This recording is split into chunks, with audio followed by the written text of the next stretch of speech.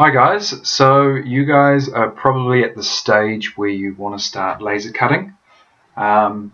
Cool, so here we've got Andrew Tan's example of his building.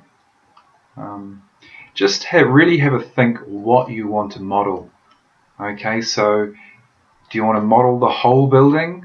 Do you want to model, say you may have put a lot of effort down in the corner pedestrian access. So just before you start going straight for it, just really have a think what details you want to model. Okay, so if you start by thinking out what materials you want to use. Here I've given an example of a railing. So these are sort of, think of them as flat patterns. So what we'll do later on is we'll effectively screen grab this in 2D and then fire it to the laser cutter. So you want to start grouping these into different materials. So this will be maybe 4mm cardboard to represent the balcony here. This might be maybe 1mm cardboard or tracing paper, and this might be that white cardboard that you can fold up. So when you have quite a lot of something like here, you want to really think about how you're going to assemble these 3D parts. Okay, so here I've given an example of sort of the sliced bread approach.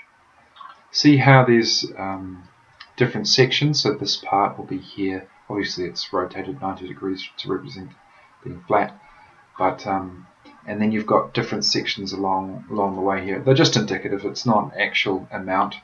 You'll have to figure that out for yourselves, depending on the thickness of the cardboard you choose. So that's one approach. There's no points for how long you spend making it. You've got to be really time efficient for this. Okay, so this brings me to my next example where a lot of people think flat packing like a box. So think of this as sliced bread and think of this as the box effect. It's a shell effectively, and this would be sort of the pancake method, and that would be the laser rastering approach. But we'll stick with this just for now. So here we've got, I've just started out making sort of the flat pack approach. You can press E and then, you can rub out that line and it'll just cut out that edge, and then maybe you want to keep that line for later on to show a pen line, so it will effectively burn but not cut through there. That might show that this is a window frame, or it could be a good example for a fold line. You might want to carefully score with a craft knife along here. Cool. So that's the shell or box method. Another method is the sort of pancake method. So you might, if you're doing lots of 1mm cardboard, you might do, 4 of these and then 2 of these, and then stack them up like a pancake. And you might etch in that part there onto the top face of this, just to show that it's drafting down. And another way would be, I don't know if you'd actually do this, but it's a good example.